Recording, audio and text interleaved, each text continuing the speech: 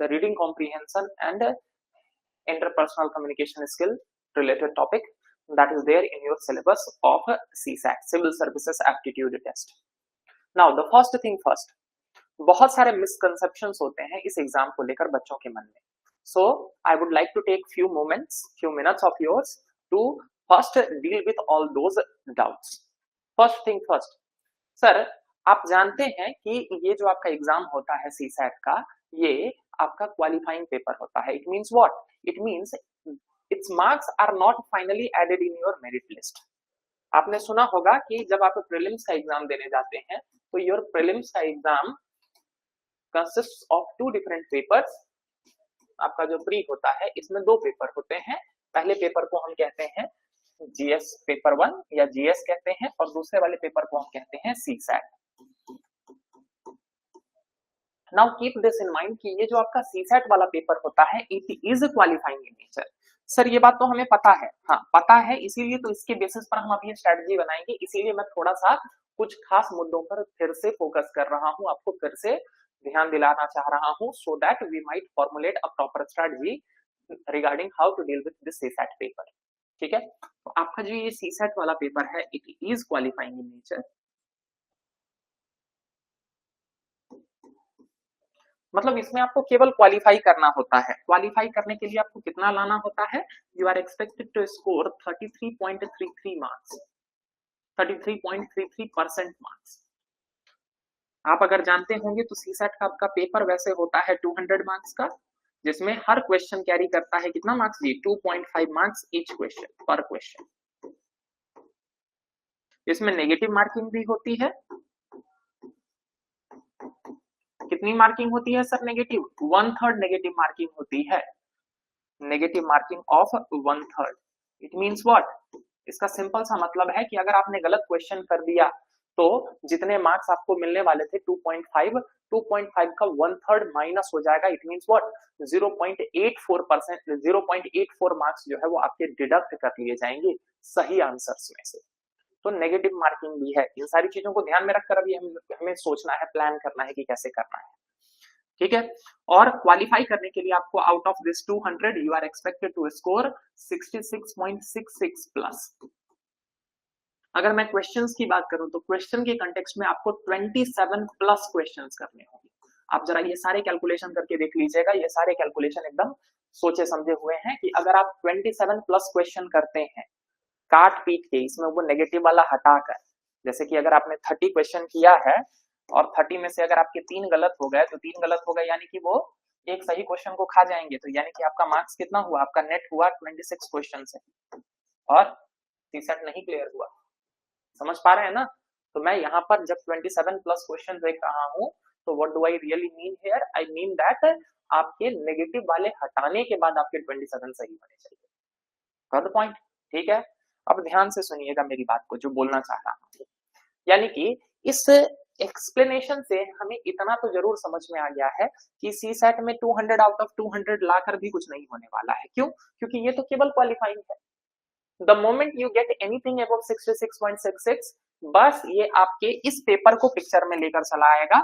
क्यों? क्योंकि अगर आप CSAT में ही फेल हो जाते हैं तो GS में whatever is your score it doesn't matter. If you have a failed CSAT paper, then you will have to attempt next year again or in future exams. Got the point? तो CSAT का केवल इतना ही काम होता है ताकि आपका GS का पेपर जो है वो पिक्चर में आ सके. अदरवाइज आपका GS का पेपर चेक ही नहीं होगा या फिर मतलब मार्क्स, उसके मार्क्स का कोई मतलब नहीं रह जाता है. ठीक है, कट ऑफ जो डिसाइड होता है वो GS के पेपर की ही बेसिस पर होता है. CSAT केवल क्वालिफाइंग है. तो इसीलिए हमको ये बात समझना बहुत जरूरी हो जाता है कि while preparing for CSAT exam हमें ये समझना होगा कि हम उतना ही एफर्ट करें कि हम इसको क्वालिफाई कर सके. यहाँ पर 200 को चेज करने के चक्कर में क्या हो जाएगा? आप इस GS के पेपर पर आपको जितना एडिक्वेट टाइम देना चाहिए था, you might not have that much time left for you, और कंपटीशन में आप पीछे छूट जाएंगे. Because here it is competition. Keep this in mind. It's not your board exam. Here not everyone is going to get selected. ऐसा नहीं होने वाला है कि सबका 60% मार्क्स आ जाएगा और जितनों का 60% मार्क्स आ गया सबका फर्स्ट डिवीजन हो जाएगा. That's not going to happen here. It is competition. So if someone is taking advantage as compared to you, तो फिर वो ज्यादा डिजर्व करता है। तो आपको अपनी तैयारी में इस चीज को प्लान करना पड़ेगा कि हम सीसेट को कितना एफर्ट दें और हमको जीएस के लिए कितना एफर्ट करना पड़ेगा। सीसेट को आपको उतना ही एफर्ट देना चाहिए जितने में आप क्वालिफाई कर जाएं। अगर आप ओवर अटेम्प्ट कर जाएंगे सीसेट में तो there are very high chances कि क्या होगा, आप नेगेटिव मार्किंग ज्यादा करवा ले जाएंगे और इस कारण से आपके सीसेट क्वालिफाई होने के भी चांसेस कम हो जाते हैं। और दूसरी बात कि सब कुछ छोड़कर अगर आप सीसेट पर भी लगे रहेंगे तो भी ऐसे चांसेस हैं क्या कि आप जीएस में पीछे सफर करेंगे। तो सर फिर क्या करें, यही तो है मिडिल पाथ, हमें बीच का रास्ता बनाना पड़ता है, हमें एक मिडिल पाथ लेकर आगे बढ़ना पड़ेगा ताकि हम सीसेट को भी आसानी से क्लियर कर सके और जीएस में भी जितना हमको ड्यू एफर्ट करना था, जितना हमको मतलब उसके लिए टाइम अलोकेट करना था, हम वो अलोकेट कर सके। विथ मी, यहाँ पर एक और कैलकुलेशन देखिए जो मैं आपको दिखाना चाहता हूं ताकि आप इस पूरे प्लान को समझ पाए। अभी जस्ट मैंने आपको बताया कि सीसेट में आपको 200 मार्क्स का पेपर होता है। कितने क्वेश्चन होते हैं सर? इसके अंदर होते हैं सर क्वेश्चन 80। यस, हाँ 80 क्वेश्चन होते हैं, तभी तो 80 इंटू 2.5 अभी बताया ना, ईच क्वेश्चन कैरीज 2.5 मार्क्स। तो 80 इंटू जब हम 2.5 करेंगे तो you are going to get 200 marks. ठीक है, तो 80 क्वेश्चन होते हैं सीसेट में। टोटल कितना टाइम मिलता है सर? 2 घंटा टाइम मिलता है, यानी कि 120 मिनट्स आपको मिलता है। समझ पा रहे हैं बात को? हाँ जी, 120 मिनट में आपको 80 क्वेश्चन करने हैं। अब अगर आप हर क्वेश्चन को अटेम्प्ट करने की कोशिश करते हैं तो आपको पर क्वेश्चन कितना टाइम मिल रहा है? आपको पर क्वेश्चन टाइम मिल रहा है सर 120 मिनट को 80 से डिवाइड कर देते हैं तो पता चल जाएगा। इतना तो बेसिक सी सेट पता ही होगा।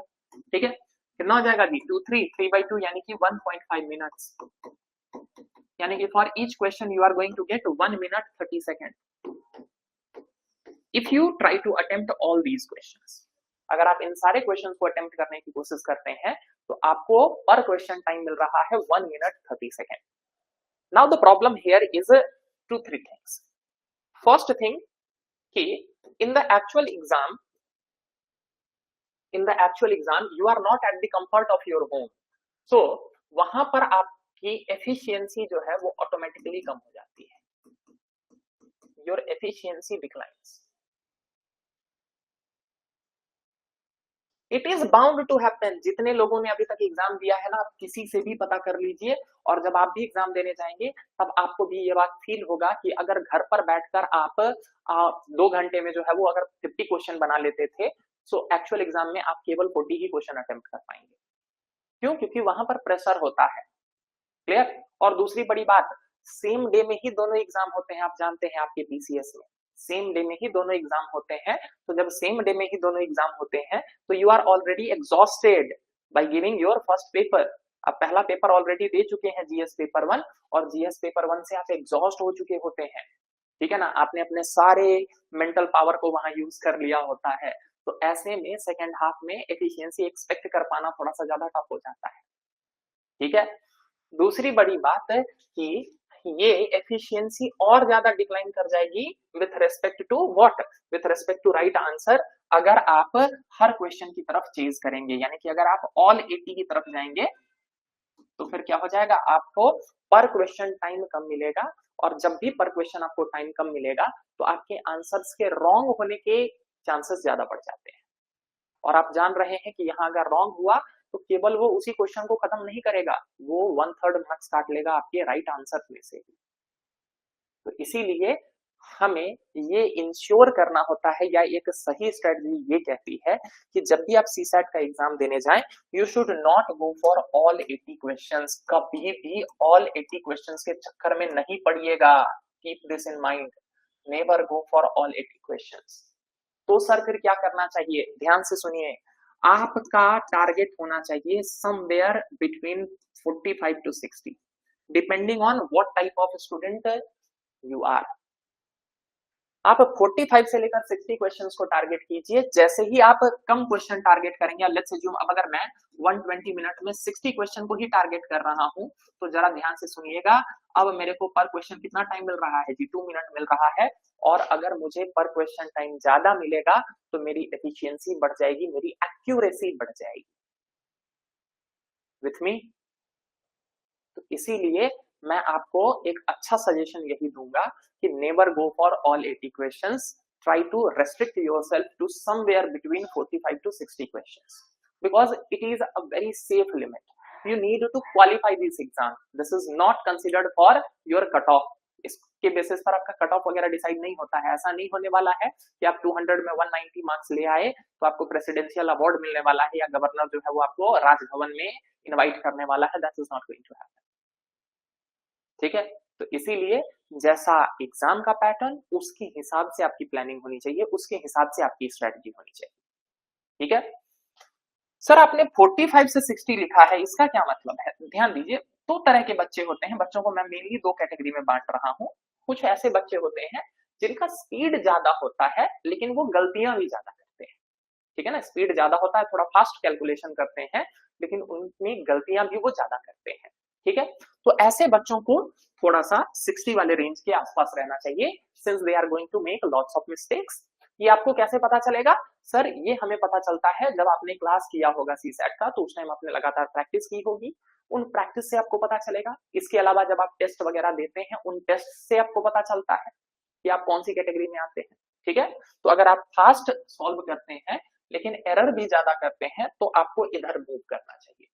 ऑन दी अदर हैंड, कुछ बच्चे ऐसे होते हैं जिनका कैलकुलेशन स्पीड थोड़ा सा कम होता है, जो थोड़ा स्लोली टाइम लेकर क्वेश्चंस को सॉल्व करते हैं, लेकिन उनकी एक्यूरेसी बहुत हाई होती है कि सर जो बनाया है वो तो सही होगा या ज्यादा सही होंगे। ऐसे बच्चों को थोड़ा सा कम सॉल्व करना चाहिए। आप जरा इमेजिन कीजिए ना कि आपने 45 क्वेश्चन सॉल्व किया, यू अटेम्प्टेड 45 क्वेश्चंस।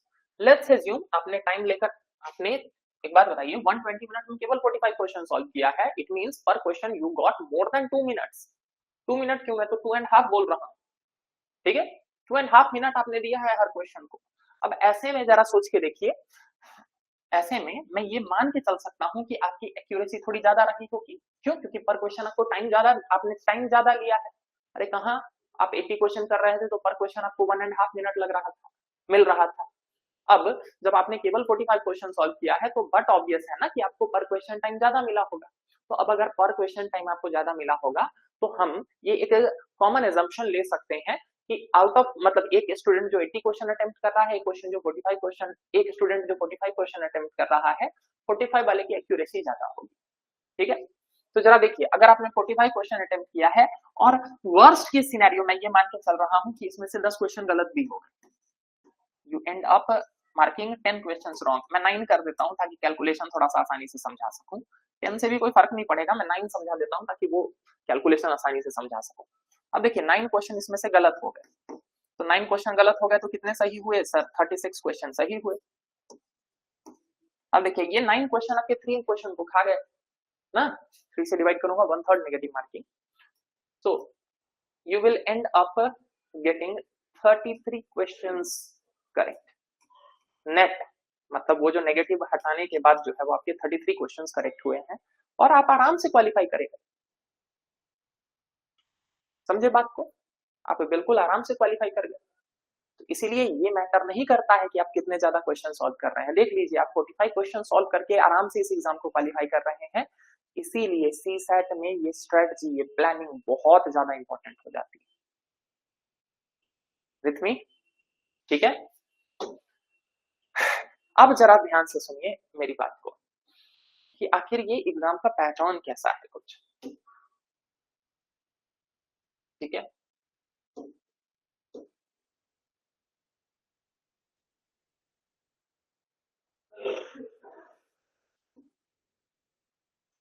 ये देखिए, एक ब्रॉड क्लासिफिकेशन करके दिया है मैंने आपको कि किस पर्टिकुलर सेक्शन से आपके कितने क्वेश्चन आ रहे हैं। Regarding that I have made this broad classification. ठीक है, ये क्लासिफिकेशन जो है आपका 2020, आपके 2 ही पेपर हुए हैं ना नए सिलेबस आने के बाद, 2020 और 2024 के पेपर्स पर बेस्ड है। थोड़ा सा चेंज था दोनों में, बट फिर भी मैंने ब्रॉड कैटेगरी को इंक्लूड किया है। जैसे कि अगर मैं आपको बताऊं तो 2024 वाले में आपका क्या बोलते हैं, डिसीजन मेकिंग से रिलेटेड इन क्वेश्चंस नहीं आए थे, रादर 4 ही क्वेश्चन आए थे। फिर भी मैंने जिसमें ज्यादा आया है मैंने उसको प्रायोरिटी दी है ताकि हम ब्रॉड कैटेगरी को लेकर चल सकें, छोटी कैटेगरी को नहीं लेकर चलना चाह रहे हैं। ठीक है, चलिए अभी दिखाऊंगा, अभी पेपर भी देखेंगे हम लोग, ठीक है। तो फर्स्ट थिंग फर्स्ट, आपके कॉम्प्रिहेंशन से कितने क्वेश्चन आते हैं? तो सर 20 क्वेश्चन आते हैं, यानी कि 20 question are directly asked from your comprehension वाला सेक्शन। अभी हम लोग बात करेंगे कॉम्प्रिहेंशन का मतलब क्या होता है, ठीक है।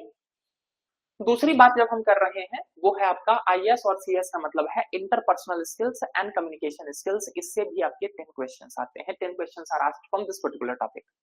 Then comes the logical reasoning वाला पार्ट, जिसको आप लोग रीजनिंग ही कहते हैं, उसी पार्ट की मैं बात कर रहा हूँ। रीजनिंग से आपके कितने क्वेश्चन आए थे जी?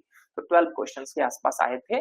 देखिए ये +-2 हो सकता है, +-5 हो सकता है, मैं एक ब्रॉड कैटेगरी की बात कर रहा हूँ, ठीक है। फिर आपके डिसीजन मेकिंग और प्रॉब्लम सॉल्विंग से 10 क्वेश्चन आए थे। 10 क्वेश्चन आए थे 2020। 2024 में इससे क्वेश्चन और कम हो गए थे और क्वेश्चन आए थे आपके 4 के आसपास। Then this is the hidden gem, ठीक है ना। मैं इसको हिडन जेम क्यों कह रहा हूं? क्यों? क्योंकि ये जो जनरल अवेयरनेस वाला टॉपिक है ना, ये आपके सिलेबस में कहीं मेंशन नहीं है, but they do ask certain questions. Certain questions क्यों? लगभग 10 क्वेश्चन पूछते हैं जनरल अवेयरनेस से। जनरल अवेयरनेस का मतलब क्या है? ये जीएस नहीं है, मतलब वो रैंडम, आप अगर if you are an aware person then you must be knowing these things, उस तरह के क्वेश्चन होते हैं, ठीक है। अब जैसे नॉर्मली आपसे पूछ लिया जाए क्या कि ये बताओ लाल किला कहाँ पर है, या फिर लेट्स अज्यूम जो है वो ताजमहल जो है वो क्यों उसका कलर जो है वो डिसकलर हो रहा है। ये सारी चीजें वो है कि जस्ट आप किसी सोसाइटी के मेंबर हैं या फिर आप अवेयर हैं, आप न्यूज़पेपर वगैरह देखते रहते हैं, आप जो है वो अपने सराउंडिंग को लेकर जो है वो थोड़े से क्या बोलते हैं, क्यूरियोसिटी अपनी अंदर रखते हैं। So you are going to answer these questions. ये उस तरह के क्वेश्चन होते हैं, इनको अलग से कहीं पढ़ा नहीं जाता है, ठीक है। जनरल अवेयरनेस और बाकी हेल्प मिल जाती है, क्यों? क्योंकि आपने जीएस भी पढ़ा रखा होता है पेपर 1 के लिए, तो वहां से भी थोड़ी मोड़ी हेल्प मिल जाएगी आपको। Then comes general maths. General maths से आपके कितने क्वेश्चंस मिल जाते हैं? जिसमें लगभग 14 के आसपास क्वेश्चन मिल जाते हैं। And then comes the data interpretation वाला पार्ट, जहां से आपके आ जाते हैं 4 क्वेश्चंस, ठीक है।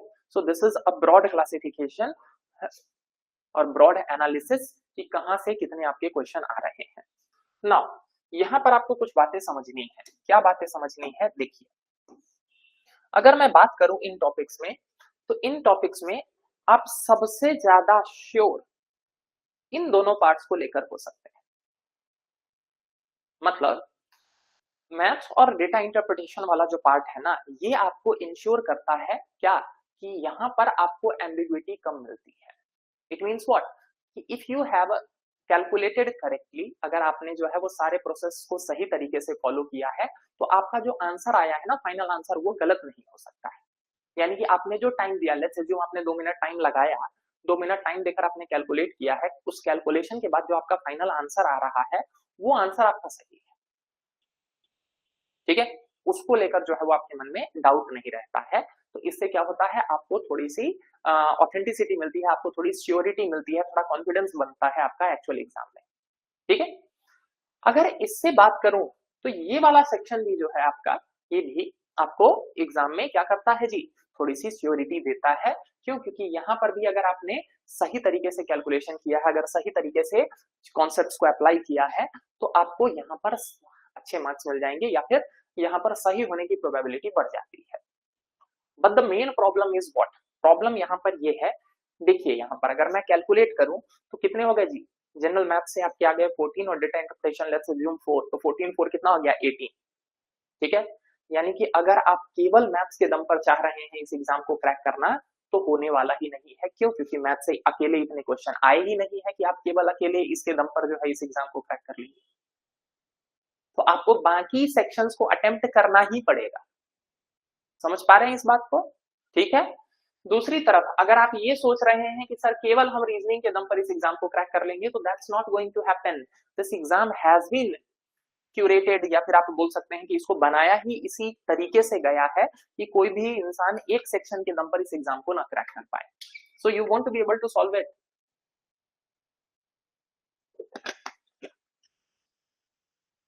और crack it by leaving a particular section. किसी एक सेक्शन को छोड़कर आप इसको खत्म नहीं कर सकते हैं। आपको क्या करना पड़ेगा, बाकी सेक्शंस को भी थोड़ा मोड़ा डील करना पड़ेगा। बट हाँ, यहाँ पर आपको चूजी होना पड़ेगा, ठीक है ना। क्यों? अभी पीछे हमने देखा था कि we are not expected to deal with all 80 questions. तो चूज ही होना पड़ेगा। लेकिन फिर से मैं बोल रहा हूं, आपको ऑथेंटिसिटी, आपको गारंटी मिलेगी कहां?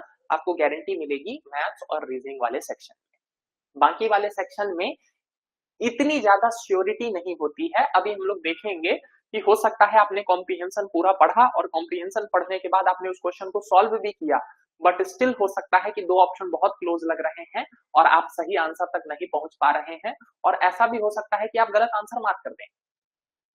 Same question, same problem happens with what? Interpersonal skill and communication skill. देखिए, ये जो इंटरपर्सनल स्किल, कम्युनिकेशन स्किल से रिलेटेड क्वेश्चंस होते हैं ना, वैसे तो आप इसको जनरल अवेयरनेस के बेसिस पर या आप किस तरीके से सोसाइटी के साथ इंटरेक्ट करते हैं इसके बेसिस पर सॉल्व कर सकते हैं, बट स्टिल वहां एम्बिग्विटी रहती है, आप 100% श्योर नहीं हो पाते हैं कुछ क्वेश्चंस में। सो द चांसेस आर कि आपने उस क्वेश्चन को अटेम्प्ट किया, आपने अपना टाइम भी वेस्ट किया और उसके बाद भी आप सही आंसर तक नहीं पहुंच पाए, या फिर अगर आपने मार्क भी किया but still you are not sure whether you have mark the correct answer और नॉट। ये चैलेंज इन दोनों में कम होती है। क्यों? क्योंकि बताया मैंने आपको, मैथ्स और रीजनिंग अगर आपने कैलकुलेशन सही से किया है, अगर आपने सारे स्टेप सही से फॉलो किए हैं, तो आपका आंसर सही होने की प्रोबेबिलिटी बढ़ जाती है या सही होता है। इसमें एम्बिग्विटी और ज्यादा बढ़ जाती है decision making and problem solving में। क्यों? क्योंकि आपसे पूछा जाता है course of action. Now the course of action according to you can be different from that of others. आप कोई भी रैंडम एग्जांपल ले लीजिए, लेट्स अज्यूम कहीं पर कोई बॉम्ब ब्लास्ट हो गया या कोई भी इमरजेंसी आ गई, कहीं पर कोई फेमाइन आ गया या लेट्स अज्यूम फ्लड आ गया है। Now they are going to ask you the course of action, that how you are going to proceed in this particular scenario. Now here what happens? Here the challenge is that the course of action that you are going to take might be different from someone else, isn't it? Well, the point, that course of action is more appropriate according to you. It might not be seen for anyone else as well. So in such questions or in such topics, the ambiguity or the level of uncertainty increases rapidly. So that's the reason why I'm telling you all कि you should go with these things first. इनमें से पहले आप choose कीजिए, कहे तो अगर इनमें से अगर आप 20 क्वेश्चंस के आसपास भी निकाल पाए एक्चुअल एग्जाम में, तो ये आपके कॉन्फिडेंस को बहुत ज्यादा बूस्ट करता है। ठीक है? क्यों? क्योंकि यहाँ पर सही होने की प्रोबेबिलिटी बहुत ज्यादा है। ठीक है? क्लियर? इससे जितना ज्यादा बढ़ा पाइए, मिनिमम कम से कम 20 क्वेश्चन आपको निकाल लेना है इन दोनों सेक्शन से। ठीक है? मिनिमम बोल रहा हूं, इससे जितना ज्यादा अगर आप बना पाए तो that is additional, that is a bonus, लेकिन मिनिमम आपको इतने क्वेश्चन तो बनाने ही पड़ेंगे इन दोनों सेक्शन से मिलाकर। और फिर बाकी जो 25 के आसपास क्वेश्चन है, 45 का टारगेट था ना, वो डिपेंड करेगा आपने जैसा प्लान बनाया है उस हिसाब से। बाकी सेक्शन से आपको लगभग 25 के आसपास क्वेश्चन निकालने पड़ेंगे। ठीक है? अगर आपने कॉम्प्रिहेंशन को सही से डील किया है तो इन 20 में से आप आराम से 15 प्लस निकाल सकते हैं। रही बात कम्युनिकेशन इंटरपर्सनल स्किल, यहाँ से लगभग 5 के आसपास तो निकाल ही सकते हैं, इनमें से भी 5 के प्लस आसपास निकाल सकते हैं, तो आराम से आपका प्लान काम कर जाएगा। So this is how you are expected to plan for this exam. I hope I have made my point very clear, किस तरीके से आपको स्ट्रेटजी बनानी होती है यहाँ पर। ठीक है? नाउ थोड़ा सा आगे बढ़ते हैं, कुछ मिथ्स को क्लियर करना है। जो आप लोग इस एग्जाम को लेकर बहुत सारे मिथ पाले रहते हैं ना, उन मिथ को पहले एक बार डिबंक करना है। ठीक है? चलिए, ये बात तो आप लोग जानते होंगे कि इस पेपर का नाम क्या है। इस पेपर का नाम है CSAT. CSAT. Now take a moment and ask yourself what exactly is the meaning of this CSAT. आखिर इस सीसैट का मतलब क्या होता है? हाँ जी, अपने आप से पूछिए, सर इसका मतलब होता है civil services aptitude test. Civil services aptitude test, that is the full form of this particular CSAT. Now the question is, आखिर इसमें ये एप्टीट्यूड का मतलब क्या है? What is the meaning of aptitude? ठीक है ना? सिविल सर्विसेज का तो मतलब पता है, टेस्ट का मतलब पता है, एप्टीट्यूड का क्या मतलब होता है? वैसे आप लोग पढ़ते हैं इसके बारे में एथिक्स वाले पेपर में, मेंस में जब आप पढ़ते हैं तो वहां पर आपको एप्टीट्यूड के बारे में पढ़ना होता है। यहाँ पर बस इतना समझिए कि एप्टीट्यूड का सिंपल सा मतलब है कि there are certain set of skills that ensures the growth of a particular individual in a particular field. If you possess those set of skills, अगर आपके अंदर वो क्वालिटीज हैं, then your growth in a particular field becomes very easier as compare to others. ठीक है, ऐसा माना जाता है कि these aptitude और these skills can be by birth, but if provided or if nurtured in a proper environment, इनको और अच्छे से ग्रो किया जा सकता है, इनको और अच्छे से आगे बढ़ाया जा सकता है। ठीक है, नाउ द क्वेश्चन इज कि सर इस एप्टीट्यूड को टेस्ट क्यों करना चाह रहे हैं? आप जरा सोच कर देखिए, जैसे ही आपका सिलेक्शन होता है आपकी ट्रेनिंग करवाई जाएगी ना, आप लोग तो लवासना जाते हैं, हाँ एपीपीएससी वालों का तो लवासना में ट्रेनिंग होता है ना, हाँ तो सर लवासना जाना है, मसूरी घूम के आना है। सुनिए, मसूरी आप घूमने तो जा रहे हैं, लेकिन उसके लिए एक बात बताइए, पैसा किसका खर्च होगा जी? सरकार का पैसा खर्च होगा, and that is tax payers money. So why should the government spend on you so much money, if you don't have those set of skills? That is the reason why this CSAT paper was introduced in the first place.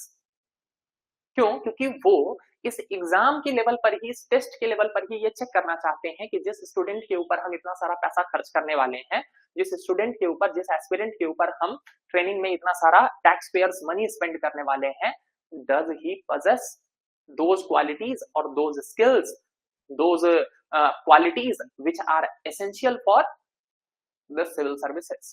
इसीलिए तो ये CSAT exam लिया जाता है। ठीक है, अब जरा देखिए, ये चीज हमें इसके सिलेबस से ही पता चल जाता है कि आखिर वो सेट ऑफ स्किल्स हैं क्या, what are those set of skills that is expected from us। Look, this is your official syllabus that I am quoting here। यहाँ पर देखिए वो सारी बातें मेंशन्ड है जो मैंने आपको बता रखी है, अभी जो पीछे बताई मैंने आपको, all those things are mentioned here। यहाँ देख लीजिए, ये आपका ऑफिशियल सिलेबस है, this is paper 2 aptitude test. देख लीजिए यहाँ पर भी लिख रखा है बड़े बड़े अक्षरों में एप्टीट्यूड टेस्ट, मतलब वो खुद बोल रहे हैं कि हम आपका एप्टीट्यूड टेस्ट करने वाले हैं, आपका हम नॉलेज नहीं चेक करने के लिए आए हैं यहाँ। नॉलेज चेक करने के लिए तो जीएस पेपर 1 है। In this paper they are judging your aptitude. ये मैथ्स का टेस्ट नहीं है। हम लोगों को जो लग रहा होता है जो मैथ, अच्छा सीसैट का मतलब मैथ पढ़ लो, रीजनिंग पढ़ लो, इंग्लिश पढ़ लो, अरे वो आपके इंग्लिश का टेस्ट नहीं है। It is not the test of your maths, it is not the test of your reasoning, it is the test of your aptitude, whether you possess those skills, those qualities which are essential for a civil servant or not। इसका test है, समझे? यही तो सबसे बड़ा myth है, और इसी कारण से हमारी तैयारी जो होती है वो गलत डायरेक्शन में हो रही होती है। 200 मार्क्स 2 आवर्स, ये सारी बातें मैं बता चुका हूँ। ठीक है, अब जरा देखिए यहाँ पर ध्यान देने वाली बातें कुछ क्या क्या है। जूम नहीं होगा,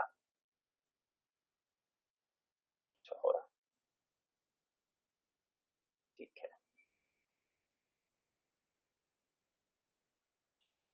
यहाँ देखिए आपके सिलेबस में जो पहला टर्म है वो क्या है? वो लिखा हुआ है कॉम्प्रिहेंशन। क्या यहाँ पर इंग्लिश लिखा हुआ है? नहीं, यहाँ क्या लिखा हुआ है? यहाँ लिखा हुआ है comprehension. It means what? They want to check your comprehending ability. Comprehending का मतलब क्या होता है कि the ability to understand a passage और ability to understand something, the instructions, the informations that have been given to you, do you possess the ability to comprehend that or not? क्या आपको चीजें समझ में आती है कि नहीं? पता चले कि मैंने आपको एक ऑर्डर, ऑफिशियल ऑर्डर भेजा लिखकर, और आपको उस पेज को पढ़कर कुछ समझ में ही नहीं आया, इन दैट सिनेरियो आपके अंदर वो जो ऑफिसर लाइक क्वालिटीज या जो सिविल सर्विसेज के लिए जो सेट ऑफ स्किल्स चाहिए, यू आर लैकिंग।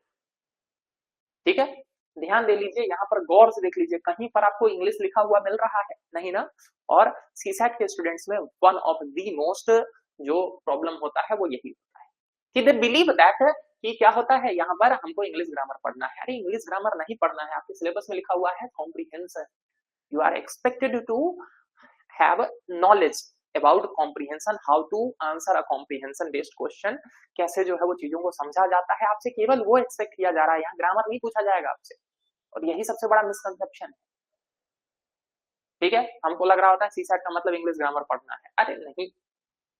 नेक्स्ट देखिए, आपके सिलेबस में लिखा हुआ है interpersonal skills including communication skills. Interpersonal skills, ध्यान से सुनिए। आप जानते हैं what exactly is bureaucracy? Bureaucracy is a system जिसमें कई सारे लोग आपस में मिलकर क्या करते हैं जी, कोऑर्डिनेट करते हैं, और कोऑर्डिनेट करके किसी ऑर्गेनाइजेशनल गोल को अचीव करने की कोशिश करते हैं। ठीक है, तो ये वन मैन शो नहीं होता है, समझ गया ना। Civil services is not one man show. यहाँ पर बहुत सारे लोग होंगे, आपको उन सारे लोगों के साथ क्या करना होगा जी, कोऑर्डिनेट करना होगा। और इस तरह का कोऑर्डिनेशन के लिए जरूरी हो जाता है इंटरपर्सनल और कम्युनिकेशन स्किल आपके अंदर होनी चाहिए। अगर आपको ये नहीं आता है कि कैसे अपने कलीग्स के साथ इंटरेक्ट करना है, कैसे अपने सीनियर के साथ इंटरेक्ट करना है, कैसे अपने जूनियर के साथ इंटरेक्ट करना है, then it might be very hard for you to deal with मतलब योर ऑफिशियल टास्क। इसीलिए आपके सिलेबस में डाला गया है इंटरपर्सनल कम्युनिकेशन स्किल। वो ये चेक करना चाहते हैं कि जिस स्टूडेंट को हम सेलेक्ट कर रहे हैं क्या उसके अंदर कुछ इंटरपर्सनल कम्युनिकेशन स्किल है कि नहीं। Although they are just going to check the spark here, अगर आपके अंदर वो स्पार्क है तो फिर आपको आगे ट्रेन किया जा सकता है। लेकिन अगर आपको बिल्कुल ही नहीं आता है, आपके अंदर ये सेट ऑफ स्किल्स बिल्कुल गायब है, तो ऐसे में फिर आपको ट्रेन करने में बहुत कठिनाई होने वाली है, बहुत चैलेंजेस आने वाले हैं। तो in that scenario the commission believes that कि फिर आप इस एग्जाम के लिए अभी रेडी नहीं है और किसी और को मौका दिया जाए। नेक्स्ट, आपके सिलेबस में दिया हुआ है logical reasoning and analytical ability. ठीक है, as an administrator you are expected to have that analytical ability. आपके पास रीजनिंग, लॉजिकली जो है वो सोचने की पावर होनी चाहिए। ये नहीं कि चीजों को केवल फेस वैल्यू पर समझ रहे हैं, आप एनालाइज करके उसके पीछे के कॉजेस को सोच पाइए। आपने देखा होगा बहुत सारे सस्पेंस थ्रिलर मूवीज वगैरह में दिखाते हैं ना कि कैसे जो है वो एक कोर्स ऑफ इवेंट के बेसिस पर एक लॉजिक निकाला जाता है कि okay this is what is happening, so on the basis of the present trend this is what we can predict for the future. So as an officer, you are expected to have that type of knowledge, and that is the reason why logical reasoning and analytical ability is part of your syllabus. Then comes the decision making and problem solving related part. As an officer, what you are expected? You are expected to solve the problems of society. Society में बहुत सारे challenges हैं, बहुत सारे problems हैं। आपसे यही उम्मीद की जाती है कि आप इन प्रॉब्लम्स को सॉल्व करेंगे और उसके लिए आपको बहुत सारे डिसीजन लेने पड़ेंगे। ठीक है, आप जानते होंगे, आपने सुना होगा कि सर कल जब सीईओ बनेंगे, कल जब एसडीएम डीएसपी बनेंगे तो क्या करना होगा सर, हम लोगों को बहुत सारे डिसीजंस लेने पड़ेंगे। तो वो यही चेक करना चाह रहे हैं कि आपको क्या डिसीजन लेना आता है, डिसीजन लेते वक्त किन खास चीजों का ध्यान देना होता है, do you have that spark with in you और नॉट। ऑब्वियसली आपको यहाँ ट्रेनिंग दी जाएगी, एसओपी होगा, स्टैंडर्ड ऑपरेटिंग प्रोसीड्योर क्या है, किस तरीके से, वो सब चीजें आपको सिखाई जाएंगी, बट पहले से थोड़ा सा स्पार्क भी तो होना चाहिए। ठीक है, रैंडमली किसी को उठाकर जो है वो आप किसी फील्ड में जो है बहुत आगे नहीं बढ़ा सकते। ठीक है ना, क्लियर है। जैसे आप लोगों ने सुना होगा सचिन तेंदुलकर बने हैं, इसके लिए क्या था, उनके अंदर कुछ ऐसे सेट ऑफ स्किल्स थे जो उनको बाकी प्लेयर से खास बनाते हैं। In the very same manner they are going to find out whether you possess those skills or not. Next देखिए, आपके सिलेबस में क्या लिखा हुआ है, आपके सिलेबस में लिखा हुआ है जनरल मेंटल एबिलिटी। ठीक है, जनरल मेंटल एबिलिटी लिखा हुआ है। ठीक है, कि क्या आपका दिमाग जो है कुछ बेसिक आपके दिमाग में वो एबिलिटी है कि नहीं। आगे लिखा हुआ है basic numeracy related to number, their relation, order of magnitude etcetera, और उसमें भी लिख रखा है class 10 level. Data interpretation, chart, graphs, table, data sufficiency, वो भी क्लास 10 लेवल। एक बात बताइए, पूरा आपने पढ़ लिया सिलेबस, कहीं लिखा हुआ था मैथ्स?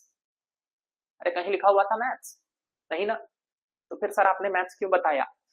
क्यों, ध्यान से सुनिए, ये जो दो टॉपिक है ना, ये मैथ्स से ही एसोसिएटेड है, लेकिन इसका ये मतलब नहीं है कि you are expected to go in depth and in maths. तो बहुत ज्यादा डेप्थ में भी चले जाएंगे तब भी कोई फायदा नहीं होने वाला है। खुद बोल रहा है जनरल, खुद बोल रहा है बेसिक, खुद बोल रहा है क्लास 10 लेवल, ये आपका ऑफिशियल सिलेबस है। ठीक है, तो इस एग्जाम में यही तो खास है। सिविल सर्विसेज एग्जाम में आपको ये पता होना चाहिए कि कहाँ मुझे कितना डेप्थ में उतरना है। टाइप तो देखिए, नॉलेज का तो कोई अंत नहीं है, हर एक टॉपिक पर जो है वो लोग पीएचडी भी करते हैं, इस डेप्थ पर जाते हैं।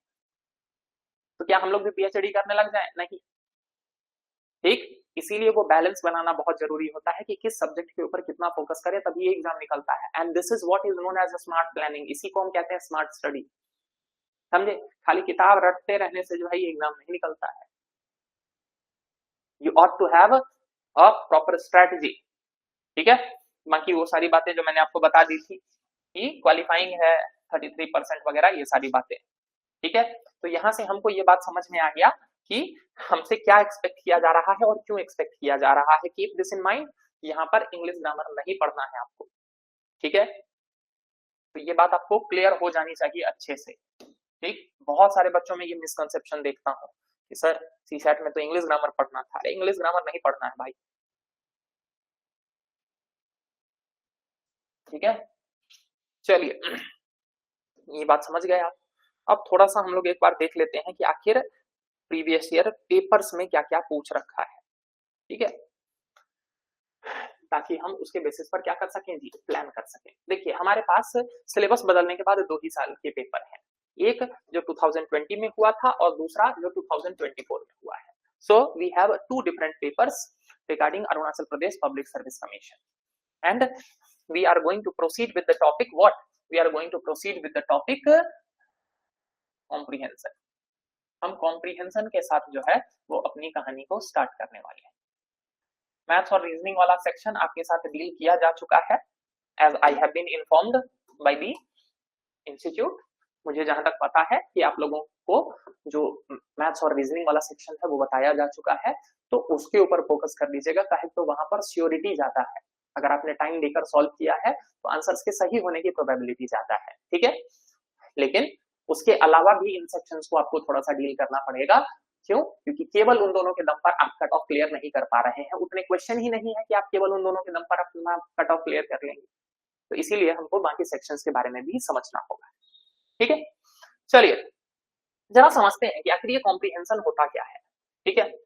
देखिए बचपन में आप लोगों ने पढ़ा होगा, जब 10th वगैरह में आप लोग रहे होंगे या उससे पहले भी आप लोगों ने पढ़ा होगा कि क्या होता था, रैंडमली एक तो पैसेज दिया जाता था आपको और आपसे एक्सपेक्ट किया जाता था कि उस पैसेज को पढ़ें और उस पैसेज को पढ़ने के बाद जो भी क्वेश्चन उस पैसेज से रिलेटेड पूछे जा रहे हैं आपको उन क्वेश्चंस का आंसर खोजना होता था, ठीक है। आप लोग इसी को अनसीन पैसेज बोलते थे, याद आया, ठीक है। अनसीन पैसेज क्यों? क्योंकि वो पैसेज आपने अपनी तैयारी के दौरान नहीं पढ़ रखा होता था, रैंडमली कहीं से एक पैसेज उठा के दे दिया जाएगा और आपको उस पैसेज को पढ़ना है and then you are expected to questions that are followed, ठीक है।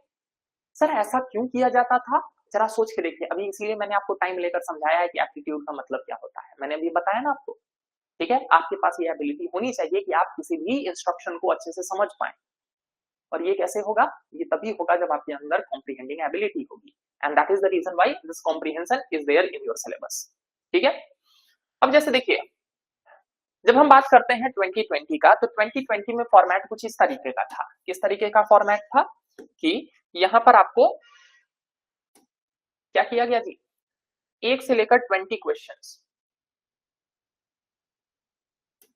फ्रॉम क्वेश्चन नंबर 1 to 20 एक बड़ा सा पैसेज दे दिया गया और उस बड़े से पैसेज से रिलेट करके ये देखिए एक बड़ा सा पैसेज है, दिख रहा, वहां तक, उधर भी, यहां तक एक बड़ा सा पैसेज दे दिया गया है और उस बड़े से पैसेज से रिलेटेड फिर आपको मल्टीपल क्वेश्चंस दे दिए गए हैं।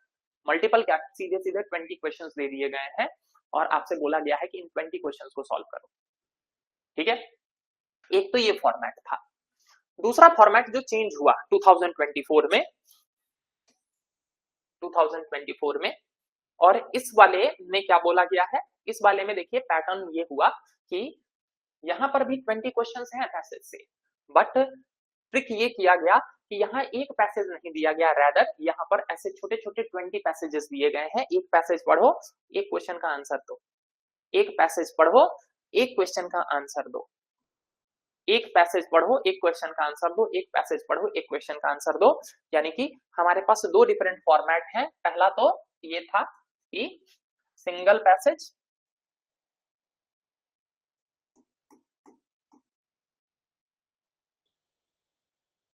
विथ 20 क्वेश्चन, दूसरा मल्टीपल पैसेजेस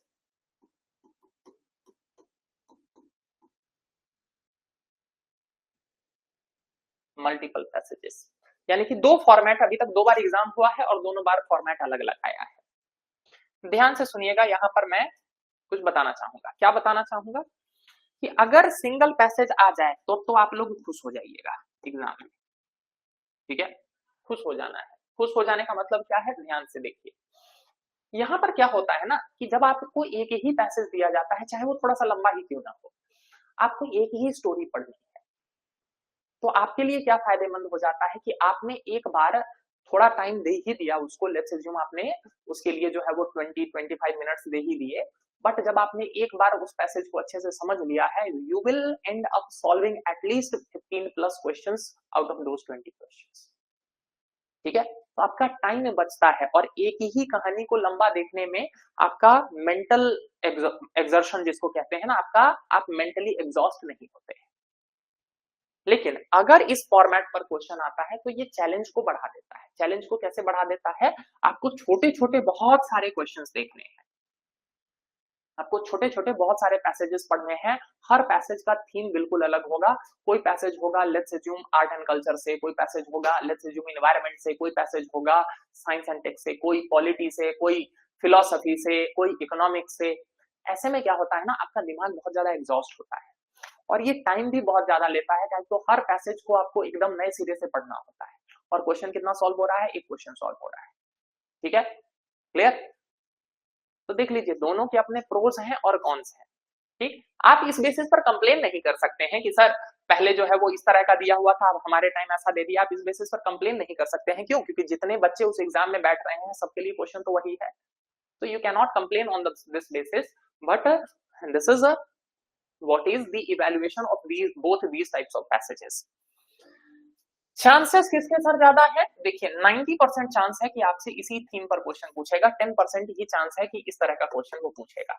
सर ऐसा आप क्यों बोल रहे हैं? ऐसा बोलने के पीछे I have very strong reasons. क्यों? क्योंकि यूपीएससी भी इसी पैटर्न को फॉलो करता है, यूपीएससी में भी इसी तरह से क्वेश्चन आते हैं, मल्टीपल पैसेजेस आते हैं, और आप जानते हैं कि आपका Arunachal Pradesh public service commission धीरे धीरे फॉलो कर रहा है। In fact I can assure you, I can guarantee you, ठीक है, इसी ऐप पर जाएंगे अगर आप तो आपको पीछे मिल जाएगा 2024 का जो आपका एग्जाम हुआ था ना 15 दिसंबर को, उससे पहले बहुत सारे मैंने सीसैट के बैचेस लिए हुए हैं, आपको इसी ऐप पर मिल जाएंगे वो सारे बैच। मतलब जाकर चेक नहीं करना है, पे नहीं करना है, मतलब मैंने ऐसे ही बताया आपको, अगर आपका कोई फ्रेंड वगैरह होगा तो पूछ लीजिएगा। उससे पहले भी जब मैंने एग्जाम के लिए प्रिपेयर करवाया था उस टाइम भी मैंने स्टूडेंट्स को ये बात बोला था, मैंने इस बात को हाईलाइट किया था कि डोंट बी सरप्राइज्ड। उससे पहले तो इसी तरह का आया हुआ था ना, लेकिन मैंने अपने स्टूडेंट्स को ये बताकर जरूर भेजा था कि don't be surprised, in actual exam you are going to get these type of question. क्यों? बस सिंपल सा लॉजिक है, वही लॉजिक था कि यूपीएससी भी इसी थीम पर पूछता है, इसी फॉर्मेट पर पूछता है, और आपका एग्जाम भी जो है वो धीरे धीरे यूपीएससी के लाइन को फॉलो कर रहा होता है, इसीलिए इसके आने की प्रोबेबिलिटी ज्यादा है।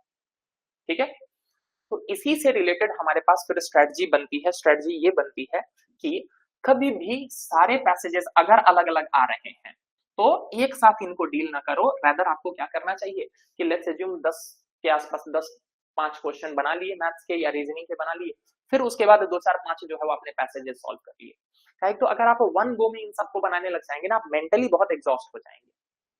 ये बिल्कुल वैसे ही रहता है, ठीक है, कि आप बार बार रील्स देखते रहते हैं, हम मेंटली एग्जॉस्ट होते रहते हैं, हमको लग रहा होता है कि रील देखकर हमको मेंटली रिलीफ मिल रहा है, दैट्स नॉट हैपनिंग। आपका फोकस और ज्यादा खराब होता है। आपने सुना होगा ये सारी चीजें, attention span and all those things.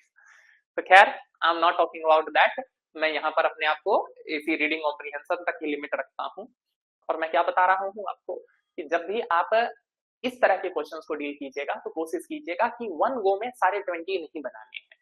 आपको क्या करना होगा, थोड़ा सा चूजी होना पड़ेगा, कुछ क्वेश्चन कर लीजिएगा और मतलब लेट्स अज्यूम दूसरे सेक्शन के फिर कुछ बना लीजिएगा 5-6। उससे क्या होगा ना कि आपका दिमाग जो है वो बार बार चेंज के कारण रिचार्ज होता रहेगा, उसको रिचार्ज होने का टाइम मिलेगा। वन गो में बनाएंगे, एग्जॉस्ट हो जाएंगे मेंटली, करके देख लीजिएगा किसी टेस्ट में पहले ही, और फिर आपके मैथ्स के क्वेश्चन में भी आपको सही से वो एफिशिएंसी नहीं रहेगी, आपके रीजनिंग के भी क्वेश्चन गलत होने लग जाएंगे।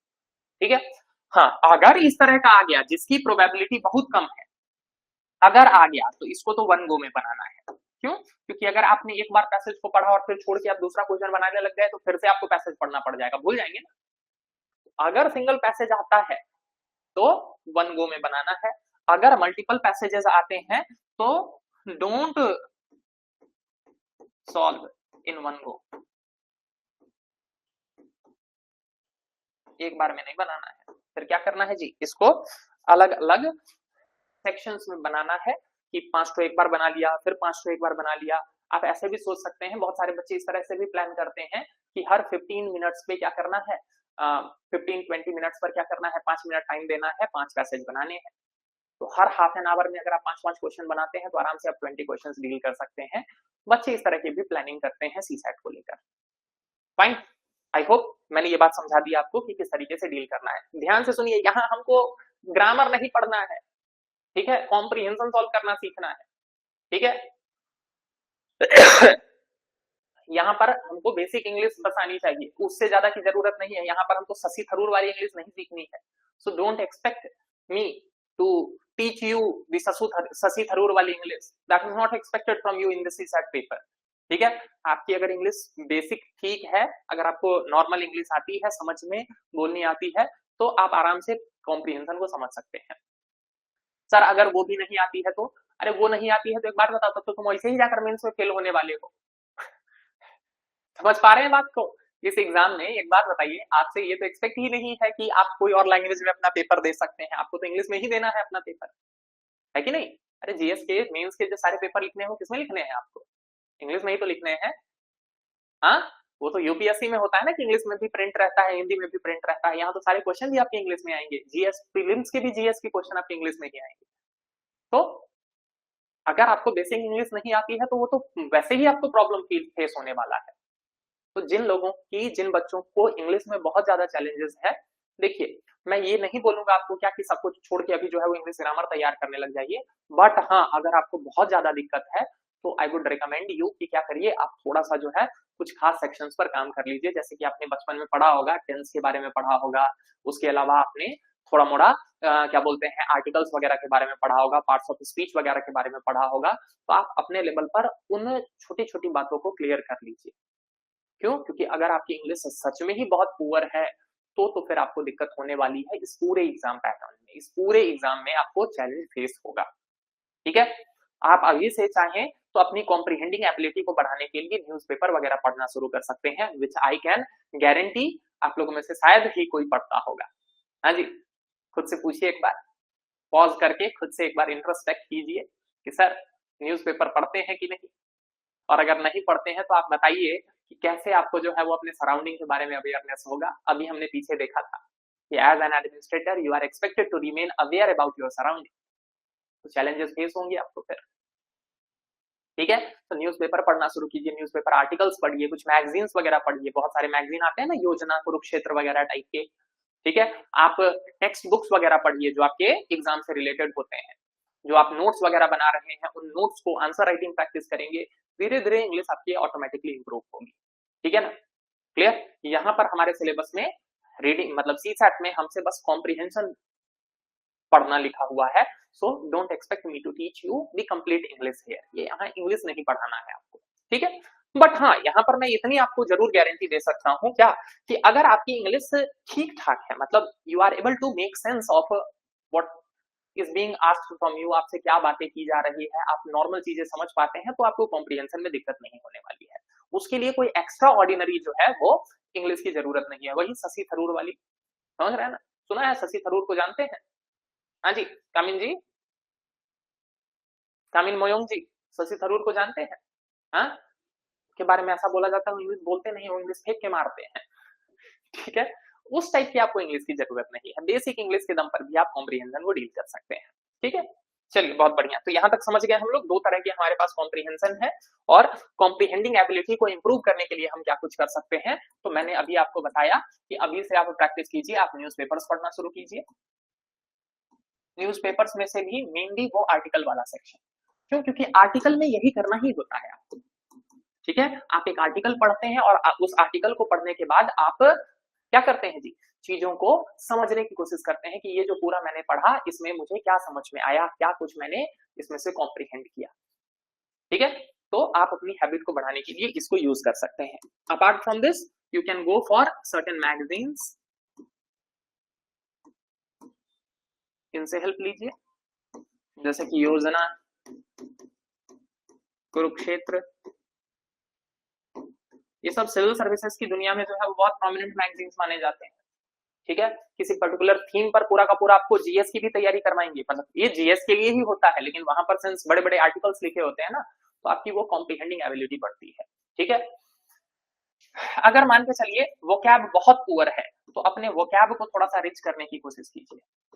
नाउ देखिए, अब वोकैबुलरी को ऐसे कोई क्लास में नहीं करवा सकता है, तो मैं आपको लेट्स अज्यूम 1000 वर्ड सिखा दूं, जरूरी तो नहीं है ना कि वही 1000 वर्ड्स में से ही आपके क्या बोलते हैं कॉम्प्रिहेंशन में वर्ड्स यूज होंगे। भाई वर्ड्स का कोई लिमिट थोड़ी है। तो जब आप इन चीजों को पढ़ रहे होते हैं, न्यूज़पेपर, मैगजीन्स, इन सारी चीजों को पढ़ रहे होते हैं, तो बहुत सारे आपको नए तरह के वर्ड्स दिखते हैं जो कि कॉमन यूज में है, जो कि बार बार क्या बोलते हैं हमारे कॉमन डिस्कशंस में यूज होते हैं। तो इस तरह के जब वर्ड्स आपको मिलते हैं which you are not aware of, उनको क्या कीजिए, एक अलग से लिस्ट बना लीजिए, एक अलग से डायरी मेंटेन कीजिए। इस तरीके से आपकी वोकैबुलरी बढ़ती चली जाएगी। और चौथा मैंने आपको बताया कि अगर मान के चलते हैं आपको लग रहा है कि सर हमको बेसिक इंग्लिश में दिक्कत है, ठीक है, आप बार बार सेंटेंस फॉर्मेशन में गलती कर रहे हैं, आप जो है वो लाइन का मतलब नहीं निकाल पा रहे हैं, तो फिर आपको थोड़ा मोड़ा जो है वो इंग्लिश ग्रामर से रिलेटेड बेसिक चीजों को देख लेना चाहिए। टेंस वगैरह हो गया, वॉइस वगैरह हो गया, इन चीजों को आप एक बार देख सकते हैं। आप जैसे ही थोड़ा सा इनके ऊपर काम कर लेंगे, बच्चे जनरली वही सब गलती करते हैं कि कहाँ क्या बोलते हैं प्रेजेंट इंडेफिनिट लगाना था, कहाँ पास्ट इंडेफिनिट लगाना था, हैज हैव का यूज कैसे है, आईएनजी, ये सब गड़बड़ियां करते हैं जनरली। तो जो बच्चे इस तरह की गलतियां कर रहे हैं, एक बार देख लीजिए, once you are through this you will be able to solve them.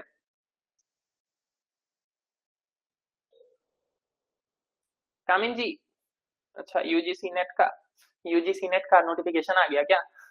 हाँ, अचानक से यूजीसी नेट का डिमांड आ रहा है। हाँ कामिन जी, चलिए इसके लिए जो है ना वो आप एक बार कांटेक्ट कर लीजिएगा ऑफिशियली, जो नंबर है ना आपके इंस्टीट्यूट के, आप एक बार उनसे कांटेक्ट कर लीजिएगा, वो आपको सही इंफॉर्मेशन देंगे। ठीक है कामिन जी, ठीक है। किस सब्जेक्ट से कर रहे हैं जी यूजीसी नेट? चलिए, तो यहां तक हम लोग बात को समझ गए कि किस तरीके से आप इंप्रूव कर सकते हैं। ठीक, मैं यहाँ पर आपको बताना चाहूंगा on the basis of past experiences, आप भी चाहे तो इस तरीके से एक एनालिसिस कर सकते हैं कि पीछे जो यूपीएससी ने लास्ट 10-15 ईयर्स में जो क्वेश्चन पूछे हैं, लास्ट 10 ईयर्स में उनमें किन किन थीम को मेनली उन्होंने टारगेट किया है। तो अगर आप इन थीम से रिलेटेड आर्टिकल्स वगैरह पढ़ते हैं ना, तो क्या होता है ना, जैसे एग्जाम्पल के लिए बता रहा हूँ, लेट्स अज्यूम आपकी फुटबॉल में बहुत ज्यादा आपको इंटरेस्ट है। अब कोई भी फुटबॉल से रिलेटेड बात कर रहा है, उसने बात किया क्या कि यहाँ ऑफसाइड हो गया था, यहाँ पेनल्टी शूट आउट हुआ, इस तरह की बातें कर रहा है, since you are already aware of these terms, तो वो पर्टिकुलर डिस्कशन में आपके लिए इंगेज होना आसान हो जाता है। एग्री और not? Similarly let's assume if you are a share market person, ठीक है ना, आप इन्वेस्टिंग करते हैं, ट्रेडिंग करते हैं, तो कोई भी बात कर रहा है, स्टॉक्स के बारे में बात कर रहा है, बोल रहा है क्या कि बुल्स ने अटैक किया है, बुल मार्केट चल रहा है, बियर मार्केट चल रहा है, उसने शॉर्ट कर दिया, इस सब तरह की बातों को सिंस आप समझते हैं, you are aware with such terminologies that are specific to that particular field, it becomes easier for you to indulge in such conversations, isn't it? तो मैं जो ये एनालिसिस आपको दे रहा हूं, इसका पर्पस यही है ताकि आप इस तरह के आर्टिकल्स को थोड़ा सा ज्यादा चेज करिए। इससे क्या होगा ना, आप उन टर्म्स वगैरह के बारे में पहले से अवेयर होंगे, तो आपको वो पैसेज समझने में आसानी लगेगी, जैसे अभी मैंने आपको एग्जांपल दिया। सो on the basis of previous analysis, जो ज्यादा पॉपुलर थीम्स हैं जिनसे रिलेटेड पैसेजेस पूछे जा रहे हैं, वो क्या क्या है सीसैट में, सम ऑफ देम आर, इसको भी नोट कर लीजिएगा, बहुत सारे क्वेश्चन आते हैं आपके फिलोसफी से, यानी कि फिलोसफी पर बेस्ड कोई पर्टिकुलर थीम होगा। अब मुद्दा क्या है ना कि जिसको फिलोसफी का पी भी नहीं आता है, या जिसको फिलोसफी बिल्कुल किस तरीके से इसको इंटरेक्ट करना होता है, किस तरीके से समझना होता है, वो अंडरस्टैंडिंग नहीं है, तो वो पर्टिकुलर पैसेज उसके लिए थोड़ा सा टीडियस हो जाता है, टीडियस टास्क हो जाता है, टफ हो जाता है। ठीक है, इसके अलावा प्रोमिनेंट पैसेजेस आपके आते हैं किस पर जी? आपके पैसेजेस आएंगे इकोनॉमी पर, आपके पैसेजेस आते हैं जियोपॉलिटिक्स पर,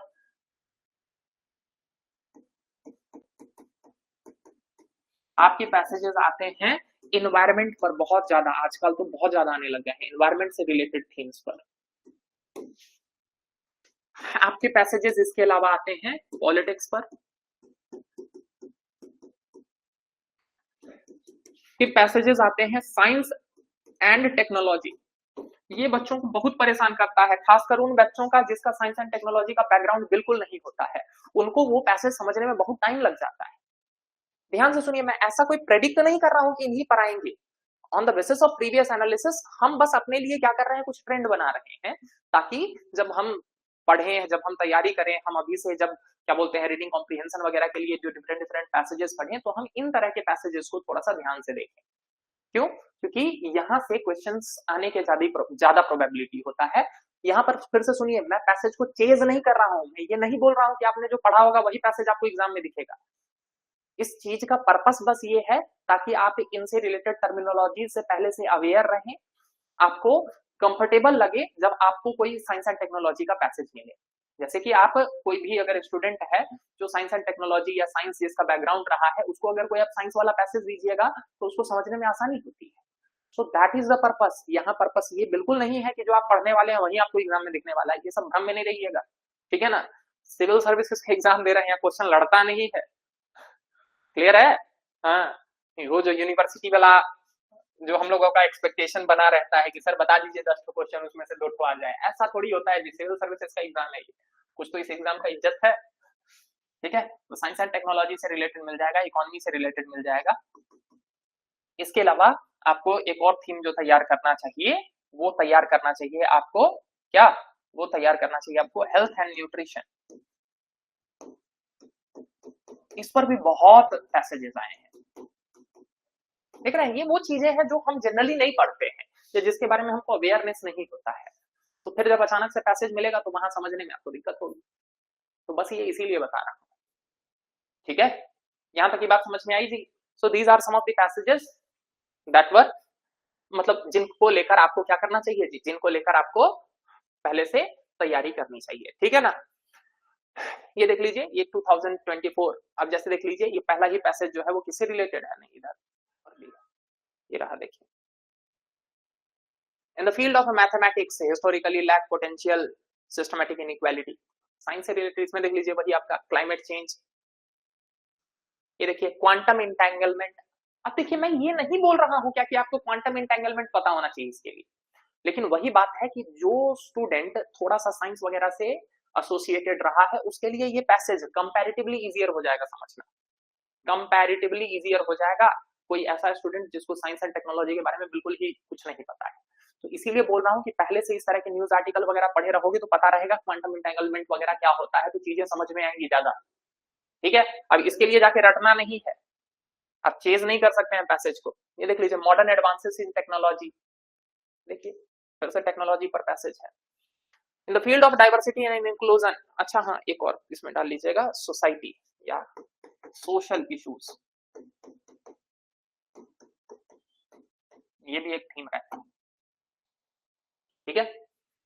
तो देख लीजिए डाइवर्सिटी से रिलेटेड क्वेश्चन है, वही सोसाइटी वगैरह से रिलेटेड आप डाल सकते हैं इसको, डेमोग्राफी। नेक्स्ट देखिए sociology bye transforming data collection, वही डेटा कलेक्शन वगैरह से रिलेटेड है सोसाइटी को समझने के लिए। Papua New Guinea is a developing nation, थोड़ा सा जियोपॉलिटिक्स से रिलेटेड है, पीएनजी का प्रॉब्लम। ये देख लीजिए सोसाइटी से रिलेटेड फिर आ गया सोशियोलॉजिस्ट, WHO, वही हेल्थ डिजीज बताया ना। इंटरडिसिप्लिनरी रिसर्च, कैसे जो है वो इंटरडिसिप्लिनरी रिसर्च होता है उससे रिलेटेड है, ये क्या है, वही इंटरडिसिप्लिनरी कोलैबोरेशन मैथमेटिक्स और स्टैटिस्टिक्स का। तो मैं यहाँ पर बस आपको यही समझाना चाह रहा हूं कि देख लीजिए ये कुछ खास थीम्स हैं जिनसे रिलेटेड आपसे बार बार क्वेश्चन पूछे जाते हैं,